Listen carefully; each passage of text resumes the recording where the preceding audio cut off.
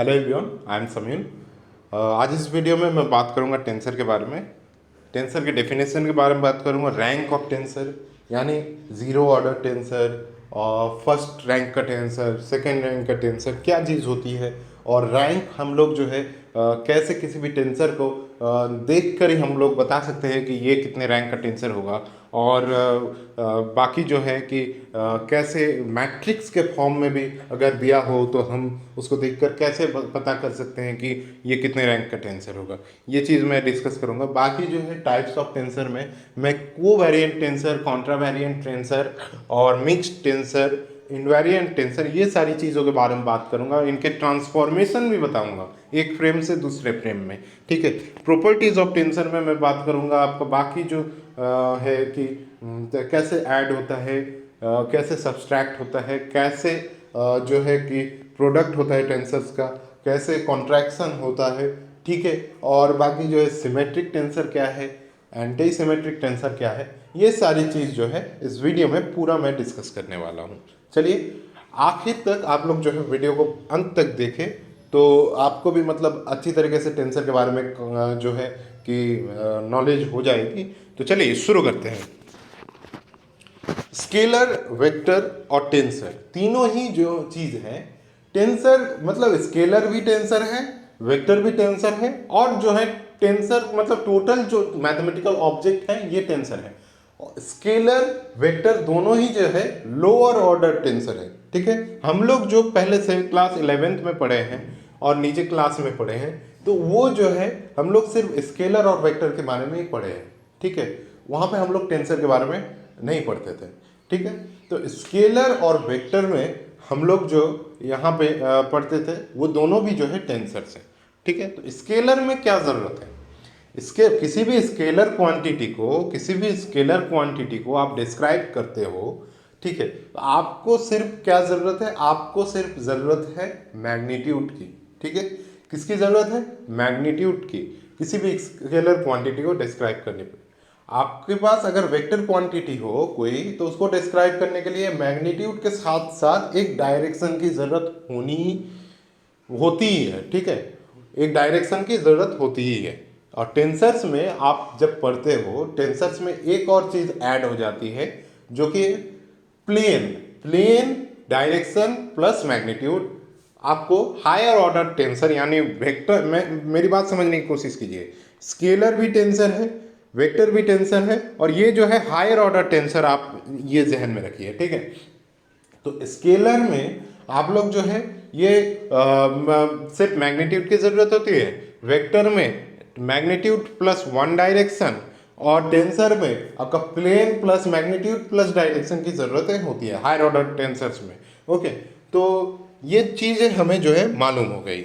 अभी जो है यहाँ पे रैंक ऑफ टेंसर के बारे में बात करेंगे। तो रैंक ऑफ टेंसर एक्चुअली में क्या है, रैंक ऑफ टेंसर के बारे में देखिए कि द ऑर्डर और rank of a tensor is defined by the number of directions required to describe a tensor. Okay, तो जितने भी डायरेक्शन की ज़रूरत होगी किसी भी टेंसर को डिस्क्राइब करने के लिए, वही उस टेंसर के लिए रैंक होगा, वही उस टेंसर के लिए ऑर्डर होगा। ठीक है, तो मान लीजिए स्केलर, आपके पास स्केलर क्वांटिटी है, उस स्केलर क्वांटिटी को आप डिस्क्राइब करते हो तो आपको क्या ज़रूरत होती है, किसी डायरेक्शन की नहीं होती है। तो आपको अगर डायरेक्शन की ज़रूरत नहीं होती है तो वो कौन से ऑर्डर का टेंसर बना, स्केलर कौन से ऑर्डर का टेंसर है, तो स्केलर टेंसर बना जीरो ऑर्डर का। ठीक है, तो जीरो रैंक का टेंसर जो है वो है स्केलर। यहाँ पे एग्जाम्पल में आप देख सकते हो लेंथ, मास, डेंसिटी, डिस्टेंस एटसेट्रा, और इसको मैट्रिक्स के फॉर्म में अगर लिखते हो तो सिर्फ A1+1 का एक मैट्रिक्स बनेगा। ठीक है, सिंगल एलिमेंट रहेगा मैट्रिक्स में, वही चीज़ जो है स्केलर कहलाएगी। और दूसरी बात है कि आगे बढ़ते हैं, वेक्टर में हम लोग क्या देखते हैं। वेक्टर में मैग्नीट्यूड के साथ ही साथ एक और डायरेक्शन की ज़रूरत होती है, तो वो चीज़ वेक्टर कहलाती है। तो वेक्टर में एक डायरेक्शन इन्वॉल्व होता है, तो ये जो है फर्स्ट ऑर्डर का टेंसर हो गया, फर्स्ट रैंक का और फर्स्ट ऑर्डर का टेंसर हो गया वेक्टर। जैसे कि वेलोसिटी होता है, एक्सेलरेशन होता है, डिस्प्लेसमेंट होता है, ये सारी जो एग्जाम्पल्स होती है वो वेक्टर की होती है। ठीक है। तो वेक्टर में आपने देखा होगा कि वेक्टर को अब आप अगर मतलब मैट्रिक्स के फॉर्म में अगर लिखते हो तो एक कॉलम में होता है, ठीक है, कॉलम में होता है। तो इसी तरीके का आपका एक मैट्रिक्स का फॉर्म बनेगा, इसी तरीके का, ठीक है, इसी तरीके का एक मैट्रिक्स का फॉर्म बनेगा। एक ही एलिमेंट नीचे पूरा ये आ जाएगा, A1 A1 A1 A2 A3 A4 इस तरीके से आएगा, ठीक है। तो इस तरीके से आएगा। तो ये जो पिक्चर है मैट्रिक्स फॉर्म में, ये पिक्चर है वेक्टर के लिए। अभी आगे बढ़ते हैं, आगे हम लोग पढ़ेंगे सेकेंड रैंक टेंसर। देखिए अब जो टेंसर के बारे में बात करेंगे, स्पेशली इनका कुछ अलग से नाम नहीं है कि जैसे कि जीरो रैंक का टेंसर को हम लोग स्केलर कहते हैं, फर्स्ट रैंक के टेंसर को हम लोग वेक्टर कहते हैं, और हायर ऑर्डर टेंसर को हम लोग हायर ऑर्डर टेंसर ही कहते हैं, second order tensor, third order tensor, fifth order tensor, यही कहते हैं। इसका अलग से कोई नाम नहीं है। इसका एग्जाम्पल्स हैं, चलिए देख लेते हैं। A second rank tensor looks like a typical square matrix. Square matrix में आपका रोज भी होती है, कॉलम्स भी होती है, सेम रो कॉलम, जितने रो होते हैं उतने ही कॉलम होते हैं, ठीक है। अच्छा, तो यहाँ पे मैंने एक स्क्वायर मैट्रिक्स लिखा है, इसी तरीके से स्क्वायर मैट्रिक्स 3x3 का ये यहाँ पे मैंने लिखा है, इसी तरीके का बनता है square matrix second rank tensor के लिए। तो सेकेंड रैंक टेंसर का एग्जांपल जैसे कि होता है stress, strain, thermal conductivity, magnetic susceptibility, electric permittivity, ये सारी चीज़ जो होती है वो होती है सेकेंड रैंक टेंसर। आगे बढ़ते हैं, थर्ड रैंक टेंसर में हम लोग क्या देखते हैं। ये third rank tensor would look like a 3 dimensional matrix, A cube of numbers. यानी आपका ये जो बना, ये एक इसी तरीके से बना था, ठीक है, ठीक है। ये एक मतलब किसके लिए बना था, देखिए क्यूब ऑफ नंबर्स मतलब क्या होता है, ये बना था, इसको अगर जोड़ देते हैं ये एक स्क्वायर बन जाता है, ठीक है। तो स्क्वायर मतलब स्क्वायर को क्यूब बनने में कितना, और इसी तरीके का मतलब जो प्लेन चाहिए 6 प्लेन चाहिए, ठीक है ना, तो 6 प्लेन चाहिए, तो टोटल मतलब क्यूब बनेगा इसका, इस तरीके से नंबर क्यूब के तरीके से ये बनेगा थर्ड ऑर्डर टेंसर के लिए, first one, second one, third one, ठीक है। इस तरीके से आपका बनेगा किसके लिए, थर्ड ऑर्डर टेंसर के लिए। यहाँ पे पिक्चराइज्ड वे से बताया गया हुआ है। तो देखिए इस थर्ड रैंक टेंसर के लिए आपका जो एग्जाम्पल आप यहाँ पे देख सकते हो कि पीजो इलेक्ट्रिसिटी जो है वो है थर्ड रैंक टेंसर। और आगे देखते हैं फोर्थ रैंक टेंसर और 4 डायमेंशनल एरे ऑफ नंबर जो है इलास्टिसिटी ऑफ सिंगल क्रिस्टल, ये जो है वो है फोर्थ रैंक टेंसर के अंदर आती है। तो आप लोग यहाँ से जो है गेट के क्वेश्चन में कभी कभार पूछ सकता है कि आप एक जो है कि fourth dimensional tensor, fourth rank tensor के बारे में बताइए, एक एग्जाम्पल दीजिए। तो आप लिख सकते हो कि इलास्टिसिटी, वहाँ पे मतलब हो सकता है आपको ऑप्शन दिया रहे, तो ये चीज़ जो है आप देख सकते हो कि ये एक फोर्थ रैंक टेंसर है, ये एक थर्ड रैंक टेंसर है, ठीक है। आगे देखिए, वेक्टर को जैसे कि मैंने बताया, वेक्टर को एक इस तरीके से आपका एक मैट्रिक्स आएगा, ठीक है, 2x यहाँ पे आपका जो है 2x1 नहीं, ये बहुत कुछ है, 1 2 3 4 5 6 7 7x1 का जो है ये मैट्रिक्स है। और जो है ये जैसे कि 4x4 का मैट्रिक्स है, ये बन गया आपका सेकेंड रैंक का टेंसर। और यहाँ पे ये जो है तीनों साइड में जो है नंबर है, एक मैट्रिक्स, एक मैट्रिक्स है, दूसरा मैट्रिक्स है, तीसरा मैट्रिक्स है, ये पूरा जो बन गया। आप अगर देखते हैं कोई मतलब ब्रिक्स देखते हैं, ईंटा देखते हैं, ईंटा जैसा लगता है ना, ये क्यूब है, ठीक है, घर बनाने में जो काम में आता है ईंटा वो, ठीक है। तो अब इस ईंटा को इस तरीके से अगर मतलब आप रखते हो, ये एक क्यूब है, दूसरा क्यूब, फिर तीसरा क्यूब का अरेंजमेंट हो रहा है, ठीक है, इस तरीके से वेक्टर फॉर्म में, तो ये फोर्थ रैंक का टेंसर हो गया। फिर इसको इसके पास इस तरफ भी रखते हो, इस तरफ भी रखते हो, इस तरफ और रखते हो, ये फिफ्थ रैंक का टेंसर हो गया, ठीक है। आपको ये चीज़ समझ में आया होगा, ठीक है। तो चलिए देखता हूँ कि आगे क्या है, वो है मतलब आगे जो आप मतलब टाइप्स ऑफ टेंसर पढ़ेंगे, उसको पढ़ने के लिए क्रोनिकल डेल्टा के बारे में आपको जानना ज़रूरी है। तो क्रोनिकल डेल्टा में क्या होता है कि देखिए, एक फ्रेम ऑफ रेफरेंस है एस और दूसरा फ्रेम ऑफ रेफरेंस है एस प्राइम। तो दोनों फ्रेम ऑफ रेफरेंस में आप लोग जो यहाँ पे हम जो ही मतलब हम लोगों का कोवेरिएंट टेंसर होगा, कॉन्ट्रावेरिएंट टेंसर होगा, वो दोनों फ्रेम ऑफ रेफरेंस के रिस्पेक्ट में ही हम लोग जो है ट्रांसफॉर्म करेंगे। ठीक है, तो क्रोनिकल डेल्टा में जैसे कि डेल्टा आई ऊपर है सुपरस्क्रिप्ट, नीचे आई जे जो है सबस्क्रिप्ट है, that is equals to zero कब होगी, जब I not equals to J होती है। और delta I J that is equals to one कब होगी, जब आई इक्वल्स टू जे होती है। ठीक है, तो we can write it as delta I J that is equals to delta X, ऊपर में आई सुपरस्क्रिप्ट्स में, और डेल्टा एक्स जे ये लिख सकते हैं हम लोग। ठीक है, तो ये चीज़ जो है इम्पॉर्टेंट है, और ये भी जो है आप इम्पॉर्टेंट है। ये दोनों चीज़ जो है, ये टूल्स जो है हमारे काम में आने वाली है कहाँ पे, जब हम कोवेरिएंट टेंसर, कॉन्ट्रावेरिएंट टेंसर के बारे में डिस्कस करेंगे, वहाँ पे हमें काम में आएगी। तो देखते हैं यहाँ पे टेंसर्स को हम लोग जो है चार तरीके से भाग कर सकते हैं, चार तरीके से हम लोग जो डिवाइड कर सकते हैं, वो है contravariant tensor, covariant tensor, mixed tensor, invariant tensor. Okay, तो यहाँ पे दो फ्रेम ऑफ रेफरेंस है, देखिए एस है और एस प्राइम है। तो एस में कोऑर्डिनेट्स क्या क्या है, x1 x2 x3 ऊपर में लिखा हुआ है, सुपरस्क्रिप्ट्स में लिखा है। तो इसको जनरलाइज्ड फॉर्म में हम लोग x to the power i लिख सकते हैं, एक्स आई लिख सकते, टू डी पावर नहीं है ये, एक्चुअली एक्स आई है, सुपरस्क्रिप्ट्स में है।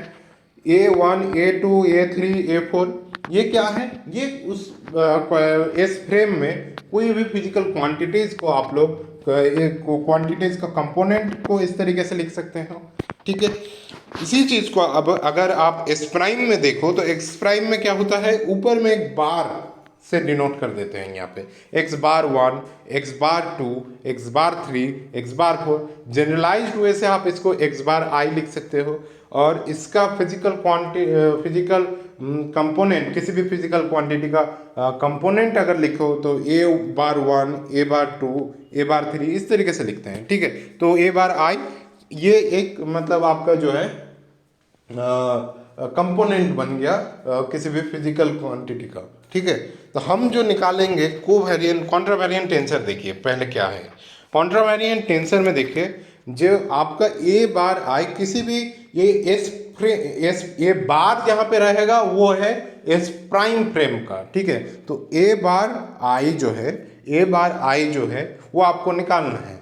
ए बार आई ऊपर में है आई सुपरस्क्रिप्ट, और सबस्क्रिप्ट से हमें पता चलेगा कि कौन सा जो है कोवेरिएंट टेंसर है, कौन सा जो है कॉन्ट्रावेरिएंट टेंसर है। ऊपर में है यानी ये सुपरस्क्रिप्ट्स में जो चीज़ रहेगा वो होगा कॉन्ट्रावेरिएंट टेंसर। ठीक है, तो A bar I that is equals to क्या है, delta X bar I divided by delta X J, और यहाँ पे आप ए जे इस तरीके से आप लिख सकते हो। ठीक है, तो ये कॉन्ट्रावेरिएंट टेंसर का ट्रांसफॉर्मेशन फॉर्म है, एक फ्रेम से दूसरे फ्रेम में, एस प्राइम फ्रेम से एस फ्रेम में, ये ट्रांसफॉर्मेशन फॉर्म है। तो ये कॉन्ट्रावेरिएंट टेंसर को आप इस तरीके से याद रख सकते हो कि ये सुपरस्क्रिप्ट टेंसर है, यानी टेंसर के ऊपर में रहेगा, नीचे कुछ चीज नहीं रहेगी। नीचे रहेगी तो वो फिर कोवेरिएंट टेंसर हो जाएगी। ठीक है, तो सुपरस्क्रिप्ट अगर रहे कॉन्ट्रावेरिएंट में, याद रखिए सुपरस्क्रिप्ट होगी यानी ऊपर रहेगी। ठीक है, तो ये चीज़ हम देखते हैं अभी कि हमने तो निकाला एस प्राइम फ्रेम्स को एस फ्रेम में मतलब ट्रांसफॉर्म कैसे करते हैं। अब हम लोग एस फ्रेम से एस प्राइम में कैसे जाएंगे। एस फ्रेम से अगर एस फ्रेम का कोई कंपोनेंट अगर दिया हो तो उससे हम लोग जो है एस प्राइम में कैसे कन्वर्ट करेंगे। ठीक है, ये चीज़ देख लेते हैं कैसे होता है। देखिए आपके पास ये दिया हुआ है A bar I that is equals to del X bar I divided by A del X J A J. ठीक है, ये एस प्राइम से एस पे ट्रांसफॉर्म है। अभी हमें एस से एस प्राइम में करना है, कैसे करेंगे देखिए, लिख दिया ए बार आई लिख दिया, यहाँ पे एक चीज़ मल्टीप्लाई कर देते हैं, डेल एक्स ऊपर के लिखते हैं, और ये जो एक्स के एक्स आई एक्स बार आई ये सारी चीज़ जो है ये क्या है, एक्स जो यहाँ पे हम लोग डिस्कस कर रहे हैं, ये सारी चीज़ जो है कोऑर्डिनेट्स है, ठीक है, कोऑर्डिनेट्स है। हो सकता है बार वाला कोऑर्डिनेट, बार वाला जो चीज़ है वो सारी जो है एस प्राइम फ्रेम के है, और जो विदाउट बार है वो एस फ्रेम में है, ठीक है। चलिए देखिए, A bar I that del X के divided by del X bar I, okay, that is equals to, ये चीज़ तो पहले से यहाँ पे था, इसको लिख दिया, और इसको जो मल्टीप्लाई किया इस तरफ, इसको यहाँ पे लिख दिया। देखिए क्या चीज़ मल्टीप्लाई कर रहे हैं, हमें देखना होगा कि इसको जो है कैंसिल आउट करना है, इसको जो है कैंसिल आउट करना है, तो इसको कैंसिल आउट करने के लिए इसको नीचे लिखना पड़ेगा एक, ठीक है। तो उस हिसाब से ही हम लोग जो है उसी चीज़ को जो है मल्टीप्लाई करेंगे, और कोई भी आर्बिटरी एक चीज़, एक कोऑर्डिनेट हम लोग ले लेंगे ऊपर, ठीक है। यहाँ पे आपको क्या मिला देखिए, और ये जे तो था ही पहले से, अभी आपको क्या मिला, A bar I that multiplied with del X K over del X bar I that is equals to, ये और ये कैंसिल आउट हो गया, आपका क्या बचा, ऊपर बचा डेल एक्स के और नीचे बचा डेल एक्स जे, ये चीज़ बचा, ए जे बचा, ठीक है, ये तो मिल गया आपको। अच्छा, तो अभी हमने थोड़ी देर पहले किसके बारे में पढ़ा, क्रोनिकर डेल्टा के बारे में पढ़ा। क्रोनिकर डेल्टा में क्या पढ़ा आपने कि अगर क्रोनिकर डेल्टा इस तरीके का कुछ फॉर्म हो, del X K over del X जे, इस तरीके का अगर कुछ फॉर्म हो, उसको आप क्रोनिकर डेल्टा से आप डिनोट कर सकते हो, डेल्टा के जे से डिनोट कर सकते हो। तो इसको, इस इक्वेशन को आप इस फॉर्म में लिख सकते हो, ठीक है। अब अभी डेल्टा के जे की वैल्यू 0 कब होगी और 1 कब होगी, 0 तभी होगी जब जे नॉट इक्वल्स टू के होगी, और 1 कब होगी जब j इक्वल टू के हो जाएगी, तब इसकी वैल्यू जो है 1 हो जाएगी। यानी इस इक्वेशन में आप अगर देखते हो कि इसकी वैल्यू कब 1 होती है, जब j की वैल्यू k कर देते हो। तो j की वैल्यू अगर k कर देते हो तो इस इक्वेशन में j की वैल्यू k पुट कीजिए, देखिए क्या आता है। यानी आपको यहाँ पे मिल गया ए bar I into del X, ऊपर के था इसको हमने जे लिख दिया, ठीक है, और नीचे लिख दिया del X bar I that is equals to A J, यहाँ पे लिख दिया, और A J that is equals to क्या हो जाएगा, del X J divided by del X bar I into A bar I. तो ये चीज़ आपको क्या मिल गया, देखिए यहाँ पे आपको मिल गया, पहले क्या था, पहले था एस प्राइम फ्रेम था आपका, किस पे था, S prime to S frame में था। अभी आपने क्या कर दिया, यहाँ पे ट्रांसफॉर्म करके एस फ्रेम से एस प्राइम में कर दिया, ठीक है। कितनी आसान है, थोड़ी सी समझने की जरूरत है। चलिए आगे देखते हैं क्या है कि आप वो तो क्या था, ये देखिए फर्स्ट ऑर्डर का कॉन्ट्रावेरिएंट टेंसर था। किस लिए फर्स्ट ऑर्डर का कॉन्ट्रावेरिएंट टेंसर है ये इसी वजह से हम लोग फर्स्ट ऑर्डर का कॉन्ट्रावेरिएंट टेंसर इसको कहेंगे, क्योंकि यहाँ पे जो ऊपर जो सुपर स्क्रिप्ट है सिर्फ एक ही इंडिसेस का है, ठीक है। अगर ये 2 इंडिसेस का सुपर स्क्रिप्ट का अगर टेंसर होता तो हम लोग इसको सेकंड रैंक का टेंसर या सेकंड ऑर्डर का टेंसर कहते हैं। अगर 3 इंडिसेस होते तो हम लोग थर्ड रैंक का टेंसर या थर्ड ऑर्डर का टेंसर इसको कहते हैं, ठीक है। तो चलिए देखते हैं, आगे बढ़ते हैं। ए बार आई जे, ऊपर 2 सुपर स्क्रिप्ट है, यानी ये सेकंड रैंक का टेंसर है। इसको लिखेंगे तो क्या होगा, इसको लिखेंगे, देखिए कैसे लिखते हैं, सुपर स्क्रिप्ट वाला पार्ट है ना, तो यहाँ पे देखिए क्या करना पड़ता है। अगर ये कॉन्ट्रावेरिएंट टेंसर है, कॉन्ट्रावेरिएंट अगर टेंसर हो तो यहाँ पे बार वाला चीज ऊपर में रहेगा, ये चीज आप ध्यान में रखिए। डेल एक्स बार आई और डेल एक्स बार जे ये ऊपर लिखेंगे, और नीचे कुछ भी आर्बिट्ररी ले लीजिए, डेल एक्स पी और डेल एक्स क्यू, ये लिख दिया मैंने। आप एम एन भी लिख सकते हो, del X M del X N ये भी लिख सकते हो, वो आपके ऊपर है, ठीक है। तो उस हिसाब से यहाँ पे हमने क्या लिख दिया, ए पी क्यू, अगर एम एन लेते हैं तो ये ऊपर में एम एन हो जाएगा, ठीक है। इसको, ये क्या है, एस प्राइम फ्रेम है और ये है एस फ्रेम। आपका अगर मन हो तो आप एस फ्रेम से एस प्राइम कन्वर्जन करके देख सकते हो, सेम तरीके से हो जाएगा, कुछ भी नहीं है इस पे, ठीक है। तो ये सेकंड ऑर्डर और सेकंड रैंक का टेंसर हो गया। कैसे पता चला हमें इस तरीके से पता चला कि यहाँ पे आपके सुपर स्क्रिप्ट में कितने इंडेक्सेस है, ठीक है। अच्छा, यहाँ पे एक और चीज़ के बारे में बात करेंगे, ठीक है, एक और चीज़ के बारे में बात करेंगे जो है नंबर ऑफ कंपोनेंट्स के बारे में बात करेंगे, ओके। तो नंबर ऑफ कंपोनेंट्स के बारे में बात करते हैं किसी भी टेंसर के लिए कोवेरिएंट हो कॉन्ट्रावेरिएंट हो, ठीक है, तो किसी भी टेंसर के लिए नंबर ऑफ कंपोनेंट्स क्या बन जाएंगे, कोई भी एक चीज दिया हुआ है, अगर आपका अगर नंबर ऑफ कंपोनेंट्स पूछा जाए तो उसका फॉर्मूला, जनरल फॉर्मूला क्या है, जनरल फॉर्मूला है dimension to the power order, dimension to the power order और dimension to the power rank. ये चीज़ जो कहलाएगी वो हो जाएगी आपकी नंबर ऑफ कंपोनेंट्स। यानी आपके पास अगर आपका जो कोऑर्डिनेट सिस्टम दिया हुआ है वो अगर 3 डायमेंशनल है, और दूसरी बात है आपका और किसी भी कॉन्ट्रावेरिएंट या कोवेरिएंट मैट्रिक्स जो जिसको भी लेके आप काम कर रहे हो वो अगर सेकेंड ऑर्डर का है तो क्या हो जाएगा 3 टू द पावर 2, यानी यहाँ पे क्या मिलेगा 3 square that is equal to 9। अच्छा, अगर 3 डायमेंशनल में है, थर्ड ऑर्डर का कोई कॉन्ट्रावेरिएंट टेंसर है या थर्ड ऑर्डर का कोई कॉन्ट्रावेरिएंट कोवेरिएंट टेंसर है, तो उस पर क्या हो जाएगा 3 क्यूब हो जाएगा, तब आपको क्या मिलेगा 27 कंपोनेंट्स मिलेंगे। ठीक है, जैसे कि मान लीजिए स्ट्रेस टेंसर जब आप करते हो, स्ट्रेस टेंसर में वहां पे क्या देखते हो, सिग्मा एक्स एक्स, सिग्मा आई जे देखते हो ना, तो सिग्मा आई जे वहां पे देखते हो तो वहां पे 2 सुपर स्क्रिप्ट या 2 सबस्क्रिप्ट होते हैं। ठीक है, तो उन 2 सबस्क्रिप्ट का माने क्या है, अगर 3 डायमेंशन में है आपको 3x3 का मैट्रिक्स मिलता है, यानी कंपोनेंट कितने मिलते हैं, एलिमेंट कितने मिलते हैं मैट्रिक्स के, 9 एलिमेंट्स मिलते हैं। ठीक है, तो वो चीज जो है इस फॉर्मूला से भी आप लोग जो है निकाल सकते हो। अच्छा, आगे बढ़ते हैं।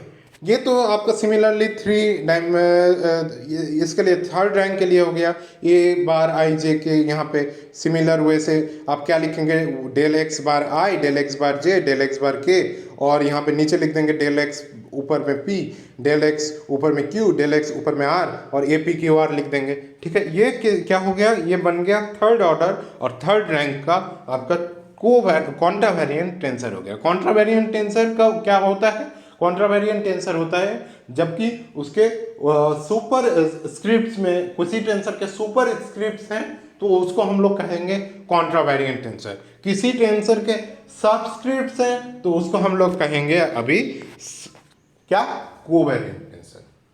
सबस्क्रिप्ट्स वाला टेंसर जो होगा वो कोवेरिएंट टेंसर है, सुपर स्क्रिप्ट्स वाला टेंसर जो होगा वो कॉन्ट्रावेरिएंट टेंसर है। अच्छा, कोवेरिएंट टेंसर देखते हैं। देखिए कोवेरिएंट टेंसर में यहाँ पे जैसे कि डिफाइन करते हैं covariant tensor, A bar I that is equals to, यहाँ पे आई कहाँ है, आई यहाँ पे नीचे है, सबस्क्रिप्ट में है। ये डिफरेंस है कोवेरिएंट कॉन्ट्रावेरिएंट टेंसर का नोटेशन का डिफरेंस, ये चीज़ें। ए bar I that is equals to, यहाँ पे क्या लिखेंगे, डेल एक्स जे, ये कोऑर्डिनेट में नीचे नहीं आएगा, कोऑर्डिनेट में तो हम लोग डिफाइन कर ही चुके हैं कि ऊपर में होगा, x1 ऊपर में है, x2 ऊपर में है, x3 ऊपर में। नीचे से तो हम लोगों ने डिफाइन नहीं किया कि x सुपर स्क्रिप्ट में इस तरीके से डिफाइन नहीं किया था, हमने डिफाइन किया था x3 इस तरीके से डिफाइन किया था, तो उसी को लेके हम लोग चलेंगे। ठीक है, तो यहाँ पर भी देखिए कि यहाँ पे है a, टेंसर में, टेंसर के कंपोनेंट में हम लोग जो है वो चेंज कर सकते हैं, कोऑर्डिनेट में तो नहीं कर सकते। ठीक है, कंपोनेंट में हम लोग यहाँ पे देखिए कि ए बार नीचे हमने कर दिया है, सबस्क्रिप्ट में आई कर दिया है, एक इंडिसेस है, यानी ये फर्स्ट ऑर्डर कोवेरिएंट टेंसर के बारे में बात कर रहे हैं। डिफाइन कैसे हो रहा है, देखिए यहाँ पे ए बार नीचे आई है, यानी यहाँ पे इक्वल्स टू क्या लिख रहे हैं, ऊपर में कॉन्ट्रावेरिएंट था तो ऊपर में हम लोग बार देते थे, लेकिन यहाँ पे कोवेरिएंट है इसी वजह से हम लोग ऊपर बार नहीं दे रहे हैं, नीचे बार दे रहे हैं। ठीक है, डेल एक्स जे कुछ आर्बिटरी आप इंडिसेस ले लीजिए, और यहाँ पे जो इंडिसेस है उसको हम लोग कहाँ लिख रहे हैं, डेल एक्स बार आई, ये नीचे लिख रहे हैं। ठीक है, तो यहाँ पे इसको A bar I that is equal to del X J over del X bar I A J, ये चीज़ हम लोग लिख रहे हैं। ये एस प्राइम फ्रेम है, बार कंपोनेंट से विदाउट नॉन बार कंपोनेंट में जा रहा है, यानी एस प्राइम फ्रेम से एस फ्रेम में जा रहा है। ठीक है, चलिए अभी यहाँ पे सेम तरीके से जो किया था मतलब कॉन्ट्रावेरिएंट में कि एस प्राइम फ्रेम से एस फ्रेम और एस फ्रेम से एस प्राइम कैसे करेंगे, सेम जो अभी करके दिखाया उसी तरीके से आप इसको भी कर सकते हो। ये आपको दिया हुआ है, ठीक है, यानी यहाँ पर भी ए बार आई और यहाँ पे एक आपको क्या मतलब यहाँ पे क्या मैंने बताया आपको करना क्या है कि ये बार वाला टर्म जो है, बार वाला टर्म जो है इस तरफ, इसको कैंसिल आउट करना है, ठीक है। अगर इसको कैंसिल आउट करना है तो हमें left hand side right hand side दोनों तरफ ही कुछ ना कुछ से मल्टीप्लाई करना पड़ेगा, ठीक है। तो क्या मल्टीप्लाई करेंगे, देखिए A bar I that multiplied with del X bar I, नीचे ये है डेल एक्स बार आई और कुछ आर्बिटरी चीज एक ले लिया हमने, कोऑर्डिनेट ले लिया डेल एक्स के, ठीक है। तो A bar I multiplied by del X bar I divided by del X K that is equals to क्या मिला हमें, ये चीज तो पहले से था ही, देखिए del X J divided by del X bar I multiplied by क्या है del X bar I over del X के, और यहाँ पे ए जे हमने लिख दिया एज इट इज, ठीक है। तो यहाँ पे नेक्स्ट लाइन में हमें क्या मिल गया कि ये चीज तो कैंसिल आउट हो गया, हमें तो हमारा इंटेंशन ही यही रहेगा कि इसको कैंसिल आउट करना है, ठीक है। तो ये तो कैंसिल आउट हो गया, तो हमें क्या मिला अभी देखिए, हमें मिला A bar I that into del X bar I divided by del X K that is equals to del X ऊपर में जे और डेल एक्स के, इसको हम लोग जो है क्रोनेकर डेल्टा से जो है डिनोट कर सकते हैं, और क्रोनेकर डेल्टा से डिनोट करेंगे तो हमें ये चीज़ मिल जाएगा। और यहाँ पे जे इक्वल्स टू के जब होगी तो हमें क्या मिल जाएगा, यहाँ पे तो ये इसकी वैल्यू तो 1 हो जाएगी, जब जे इक्वल्स टू के होगी, जे नॉट इक्वल्स टू के यानी पूरा तो जीरो हो गया, ठीक है। अब j इक्वल्स टू के जब होगी तब क्या हो जाएगी, ए J that is equals to ये जे दैट इज इक्वल्स टू यहाँ पे इसका वैल्यू k की वैल्यू हम लोग j पुट कर देंगे तो हमें क्या मिल जाएगा डेल x बार i ऊपर और del x j a bar i, ये चीज हो गया कन्वर्जन, ओके कन्वर्जन,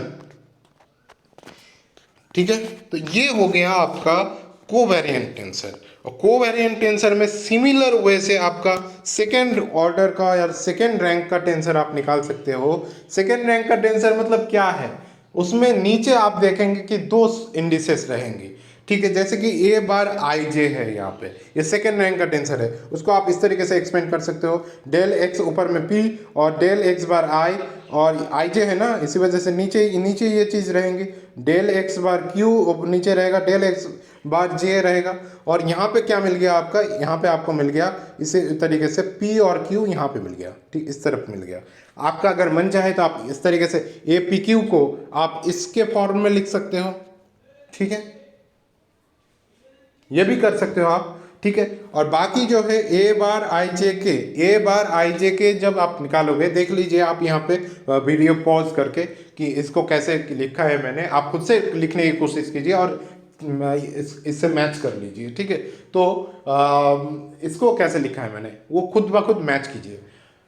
तो यहाँ पे देखिए 3 इंडिसेस हैं नीचे, तो उसको हम लोग कहेंगे थर्ड ऑर्डर कोवेरिएंट टेंसर। तो समझने की कोशिश कीजिए, कॉन्ट्रावेरिएंट टेंसर में सुपरस्क्रिप्ट्स में था, कोवेरिएंट टेंसर में सबस्क्रिप्ट्स में था, ठीक है। तो अभी जो होगा दोनों को मैच करने, एक टेंसर ऐसा लाएंगे कि जिसमें सुपरस्क्रिप्ट्स भी हो, जिसमें सबस्क्रिप्ट्स भी हो, दोनों ही चीज हो, उस टेंसर को हम लोग क्या कहेंगे, मिक्स्ड टेंसर। क्या कहेंगे, mixed tensor. Number of components जो है वो सेम तरीके से निकलेगा, कैसे निकलेगा, dimension to the power order. तो कोवेरिएंट टेंसर के लिए भी सेम वे है, कॉन्ट्रावेरिएंट के लिए भी सेम वे है, उसको लेके मतलब दिमाग खराब करने की कोई बात ही नहीं है। एक चीज याद रख लीजिए, dimension to the power order करेंगे तो आपको क्या मिल जाएगा, नंबर ऑफ कंपोनेंट्स। अच्छा ये हो गया। मिक्स्ड टेंसर में देखिए मैंने क्या बताया, मिक्स्ड कब कहेंगे कि जब वो मिक्स्ड किसका मिक्स्ड होता है, एक कॉन्ट्रावेरिएंट कोवेरिएंट दोनों का मिक्सचर होता है, ठीक है। यानी कॉन्ट्रावेरिएंट मतलब सुपरस्क्रिप्ट, कोवेरिएंट मतलब सबस्क्रिप्ट। तो यहाँ पे इस टेंसर में सुपरस्क्रिप्ट भी है, सबस्क्रिप्ट भी है, ठीक है। तो इस टेंसर को हम लोग कैसे डिफाइन करेंगे, देखिए ए बार आई जे ये कौन सी फ्रेम में है, एस प्राइम फ्रेम में है, ये कौन सी फ्रेम में है, एस फ्रेम में है। तो तो एस प्राइम फ्रेम में है A bar I J that is equals to del X bar I, ऊपर लिख दिया इज, अभी तक समझ में आ गया होगा कि कैसे लिख रहे हैं, del X bar I divided by del X P, ठीक है। क्योंकि ये कॉन्ट्रावेरिएंट वाला पार्ट है, तो कॉन्ट्रावेरिएंट वाला पार्ट में मैंने आपको बताया था कि सुपर स्क्रिप्ट जो रहेगा उसको डेल एक्स बार आई, आई यहाँ पे हो जाएगा, अगर यहाँ पे जे होता तो जे लिख देते, के होता तो के लिख देते, ठीक है। अच्छा, ये नीचे है, देखिए ए बार नीचे जे है, यानी इस नेक्स्ट टर्म में क्या हो जाएगा, बार वाला कंपोनेंट नीचे आ जाएगा, डेल एक्स जे नीचे आ जाएगा, सुपर सबस्क्रिप्ट वाला है ना, नीचे वाला है तो नीचे आया, और ऊपर कुछ आर्बिटरी दे दिया, ठीक है। तो यहाँ पे इसको कैसे लिखेंगे, ये कंपोनेंट को कैसे लिखेंगे, ए और यहाँ पे ऊपर पी लिख देंगे, नीचे क्यू लिख देंगे, ठीक है, जिस तरीके से करते आ रहे हैं। तो इस तरीके जो है हम लोग जो है मिक्स्ड टेंसर को जो भी है रिप्रेजेंट कर सकते हैं। और मिक्स्ड टेंसर का थर्ड ऑर्डर का टेंसर क्या हो जाएगा, ये तो सेकंड ऑर्डर का हुआ, मिक्स्ड टेंसर कभी फर्स्ट ऑर्डर का नहीं बनता है, हो ही नहीं सकता, ठीक है ना। आप ही सोचिए कि मिक्स्ड टेंसर कभी दो इंडिसेस की मिनिमम जरूरत है मिक्स्ड टेंसर में, तो वो फर्स्ट ऑर्डर का मिक्स्ड टेंसर कभी भी पॉसिबल नहीं है। सेकंड ऑर्डर का मतलब मिक्स्ड टेंसर बनेगा, थर्ड ऑर्डर का बनेगा, फोर्थ ऑर्डर का बनेगा, हायर ऑर्डर बन सकता है, ठीक है, लेकिन फर्स्ट ऑर्डर का मिक्स्ड टेंसर कभी भी पॉसिबल नहीं है। थर्ड ऑर्डर का मिक्स्ड टेंसर देख लीजिए क्या है, आप ऊपर दे दीजिए आई जे और नीचे दीजिए के, सिमिलर वे से आई जे का आई ऊपर हो गया डेल एक्स बार आई, डेल एक्स बार जे, और यहाँ पे के है डेल एक्स बार के, ये डेल एक्स बार के नीचे हो गया, ठीक है। अच्छा, और यहाँ पे आर्बिटरी आपने del X P, del X Q और डेल एक्स आर कर दिया है, तो आपको इसी तरीके से ए पी क्यू और नीचे आर मिल गया, ये थर्ड ऑर्डर का हो गया। सिमिलर वे से यहाँ पे मैंने दिखाया है कि यहाँ पे क्या दिखाया था, यहाँ पे दो इंडिसेस मैंने ऊपर दिखाया था, यहाँ पे दो इंडिसेस नीचे दिखा दिया है, सेम वे से है, आप लोग देख लीजिए इसको, ठीक है। तो ये भी जो है थर्ड ऑर्डर का मिक्स्ड टेंसर है। मिक्स्ड टेंसर यानी यहाँ पे सुपर स्क्रिप्ट भी रहेंगे, सबस्क्रिप्ट भी रहेंगे। Superscript tensor that is contravariant tensor, subscript tensor that is covariant tensor, और सुपर स्क्रिप्ट सबस्क्रिप्ट दोनों ही अगर रहें तो वो होगा मिक्स्ड टेंसर। यहाँ तक आपको समझ में आ गया होगा। आगे बढ़ते हैं, चलिए। मिक्स्ड टेंसर में आपका जो एक और चीज मैं बताता हूं, कॉन्ट्रैक्शन कहाँ होता है, कॉन्ट्रैक्शन ऑफ जो मतलब टेंसर कहाँ होता है, किस टेंसर के लिए होता है, मिक्स्ड टेंसर में होगा। मिक्स्ड टेंसर में अगर ऊपर में कोवेरिएंट है, कॉन्ट्रावेरिएंट है और नीचे कोवेरिएंट वाला है, तो इनमें से कॉन्ट्रावेरिएंट कोवेरिएंट कोई इंडिसेस अगर मैच हो जाए, ठीक है, यानी मैच हो रहा है यानी रिपीटेशन हो रहा है, तो जो इंडिसेस रिपीटेड होती है उसको हम लोग कहते हैं डमी इंडिसेस, ठीक है। तो इसके बारे में चलिए बाद में बात करेंगे। डमी इंडिसेस को हम लोग जो है इग्नोर कर देते हैं, कैसे इग्नोर होता है, कैसे हो पाता है, वो चीज़ मैं थोड़ी देर बाद बात करूंगा। चलिए, एक और टेंसर है, वो है इनवेरिएंट टेंसर। इनवेरिएंट टेंसर क्या होता है, जिसमें कोई इंडिसेस होता ही नहीं है, वो टेंसर होता है इनवेरिएंट टेंसर। यानी एस प्राइम फ्रेम है और एस फ्रेम है, दोनों में ही दोनों कंपोनेंट कोऑर्डिनेट्स मैंने लिख दिया है, जनरलाइज्ड फॉर्म भी लिख दिया है।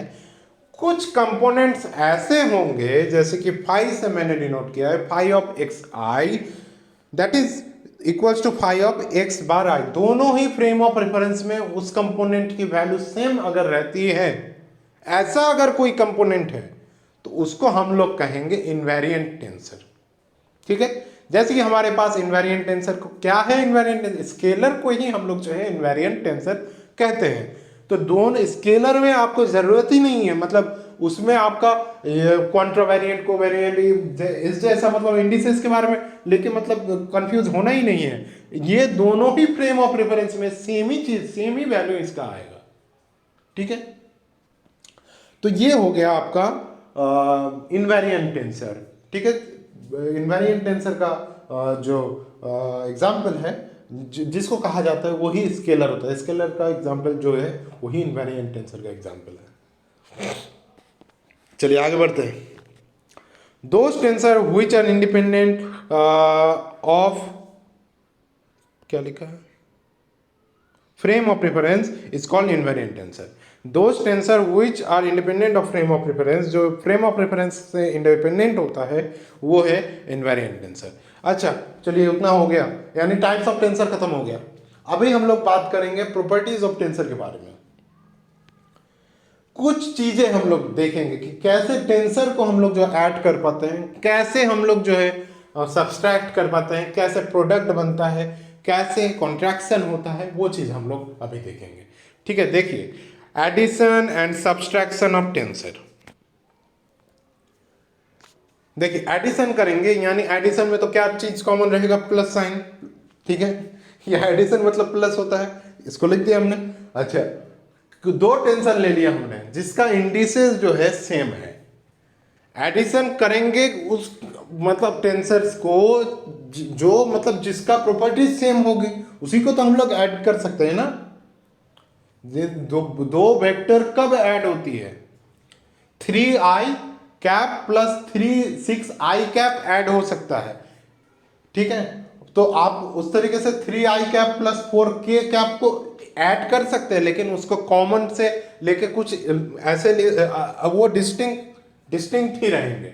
3i cap plus 4k cap, लेकिन 3i cap plus 4i cap को आप लोग ऐड करके 7i कैप लिख सकते हो.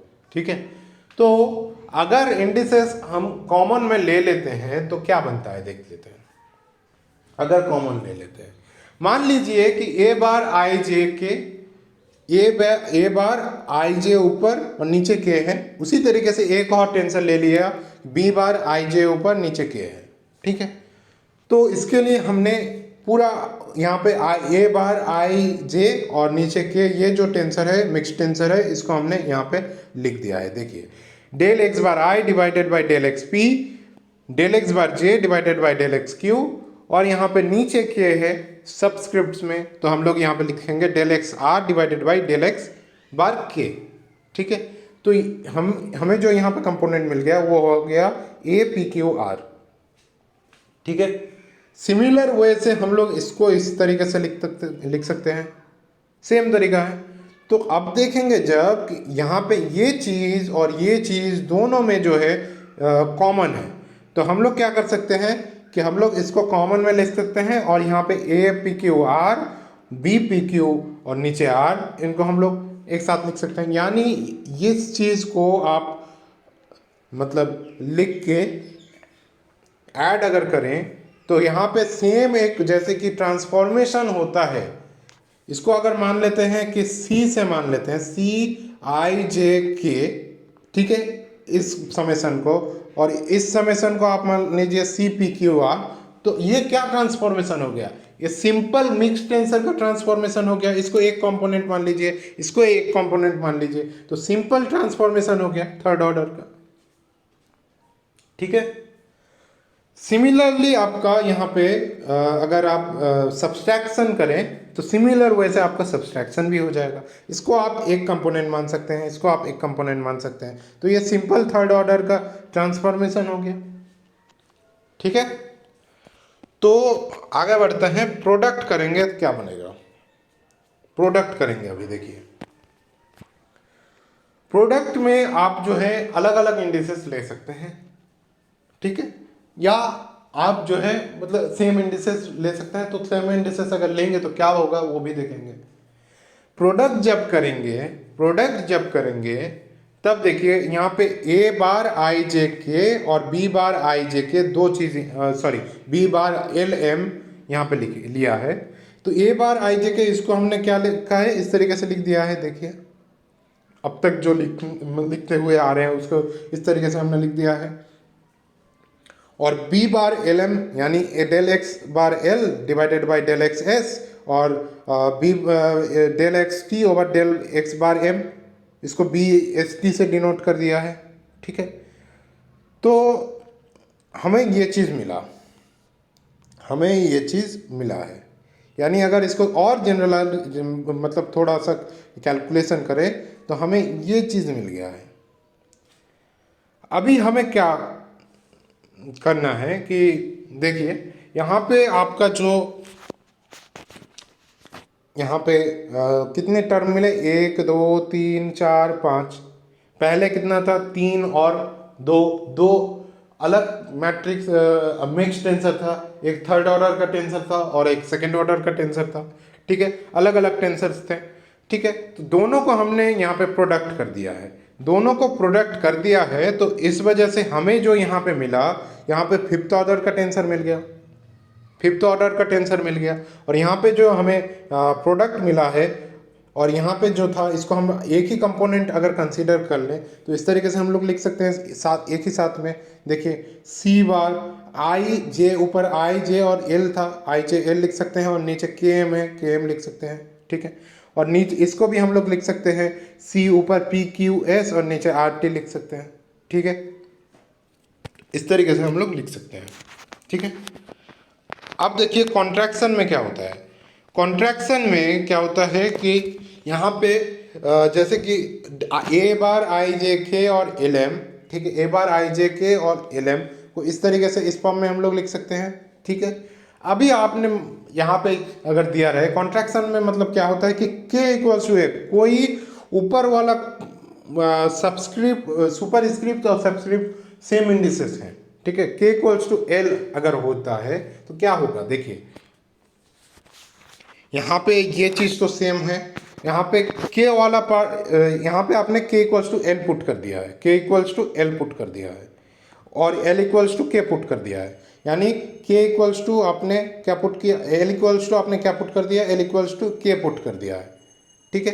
तो एल इक्वल्स टू के पुट कर दिया है इस बार, और यहाँ पर भी आपका यहाँ पे के था और एल वाला टर्म यहाँ था, तो एल वाला टर्म में आपने यहाँ पे के पुट कर दिया है, ठीक है। तो अभी क्या बनता है, देखिए अभी ये चीज़ बना आपका, ये और ये तीन टर्म तो सेम रहेगा, ठीक है। यहाँ पे दोनों टर्म से आपका डेल एक्स के बाद, डेल एक्स के बाद कैंसिल आउट हो गया, ऊपर रहा डेल एक्स एस और नीचे डेल एक्स आर, ये चीज़ रहा, ठीक है। तो इसको आप क्रोनिकल डेल्टा से आप डिनोट कर सकते हो। अभी वही चीज़ बनेगा कि इसको आप 1 कब होगी, जब एस इक्वल्स टू आर होगी, ठीक है। तो यहाँ पे इस तरीके से आप देख सकते हो कि जब एस इक्वल्स टू आर होता है तब यहाँ पे आपको ये चीज़ मिल रहा है, तो उसकी वैल्यू 1 हो जाती है, तो इसका फॉर्म क्या मिल जाता है, ए ऊपर पी क्यू, और यहाँ पे आपने S equals to R put कर दिया है, S equals to R put कर दिया है, ठीक है। तो एस इक्वल्स टू आर अगर पुट कर दिया है तो आपको क्या मिला, आपको मिला यहाँ पे देखिए ये आपने शुरू किया था फिफ्थ ऑर्डर टेंसर से, कॉन्ट्रैक्शन होके आपका क्या बन गया, थर्ड ऑर्डर टेंसर। यानी अगर डमी इंडिसेस है, ठीक है, मिक्स्ड ऑर्डर टेंसर में ही होता है, कॉन्ट्रैक्शन में यानी कॉन्ट्रैक्शन हुआ इसका फिफ्थ ऑर्डर से थर्ड ऑर्डर में, ठीक है। तो अगर डमी इंडिसेस होता है तो यहाँ पे उस इंडिसेस को जो है इग्नोर किया जाता है, ठीक है। कैसे इग्नोर हो जाता है वो चीज़ भी आप लोगों ने यहाँ पे देख लिया है, ठीक है। अभी आगे देख लेते हैं सिमेट्रिक और एंटी सिमेट्रिक टेंसर क्या चीज़ है। सिमेट्रिक टेंसर जो है, सिमेट्रिक टेंसर कब होती है, जब कोई टेंसर, देखिए समझने की कोशिश कीजिए, ऊपर में है देखिए ए पी क्यू आर, नीचे है एस टी, इसको अगर हम इस तरीके से लिखते हैं ए पी आर क्यू, इसका पोजीशन चेंज कर दिया, पहले आर लिख दिया फिर क्यू लिख दिया और नीचे एस टी लिख दिया, अगर ये चीज़ दोनों ही बराबर आ जाते हैं उसको हम लोग सिमेट्रिक कहते हैं। अगर बराबर नहीं आके सामने एक माइनस साइन आ जाता है उसको हम एंटी सिमेट्रिक टेंसर कहते हैं, ठीक है। तो आपको ये कॉन्सेप्ट समझ में आया होगा। अगर कहीं भी समझ में नहीं आए आप बिल्कुल जो है बेझिझक कमेंट कर सकते हैं इस वीडियो में। यहीं तक इस वीडियो में मैंने आपको बताया है कि पहले तो टेंसर के बारे में बताया, स्केलर वेक्टर टेंसर के बारे में, फिर रैंक ऑफ टेंसर, मैट्रिक्स के फॉर्म में ये कैसे दिखता है, नोटेशन क्या होता है, covariant, contravariant, mixed tensor, invariant tensor, addition कैसे होता है, सब्सट्रैक्शन कैसे होता है, प्रोडक्ट कैसे होता है, कॉन्ट्रैक्शन कैसे होता है, सिमेट्रिक एंटी सिमेट्रिक टेंसर किसको कहा जाता है, ये सारी चीज़ मैंने डिस्कस किया है। आप बिल्कुल जो है पूरा वीडियो मतलब बिल्कुल देखने की कोशिश कीजिए, तो आपका पूरा जो है कंसेप्ट क्लियर हो जाएगा। पूरा मतलब नोट एकदम बैठ के, जिसका अगर तैयार नहीं है तो वो अगर मतलब पूरा बना ले साथ ही साथ, तो उसका पूरा जो है टेंसर से यहाँ तक का कंसेप्ट जो है क्लियर हो जाएगा। चलिए आगे और भी वीडियो आती रहेंगी। ये कंसेप्चुअल एक आपके मतलब टेंसर का कंसेप्ट थोड़ा सा बताने के लिए ये वीडियो मैंने बनाया है। फिर बाद में मैं यहाँ से प्रॉब्लम्स भी कराऊंगा, ठीक है, तो वो आने वाले वीडियोस में आपको मिल जाएगी। तो वीडियो को अगर पसंद किया है, पसंद हुआ आपको वीडियो, तो आप लाइक कर सकते हो और चैनल को सब्सक्राइब कर सकते हो अगर नहीं किया है तो।